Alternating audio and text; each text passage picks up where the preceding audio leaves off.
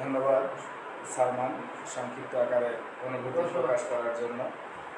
এ পর্যায়ে বক্তব্য রাখবেন নতুন ধারা বাংলাদেশ এনডিবির সম্মানিত প্রতিষ্ঠাতা চেয়ারম্যান, দীর্ঘদিনের ঢাকা বিশ্ববিদ্যালয়ের ছাত্র রাজনীতিতে তিনি নেতৃত্ব দিয়েছেন।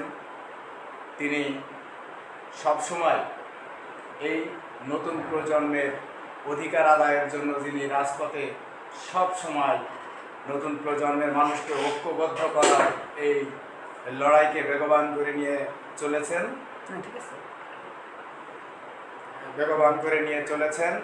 সেই 2012 সাল থেকে আমাদের এই নতুন প্রজন্মের মাথার উপরে ছাতা হয়ে রয়েছেন এবং রাজপথে নিবেদিত রয়েছেন। ছাত্র যুব জনতা রাজনীতি মেলবন্ধন তৈরি করেছেন বিশাল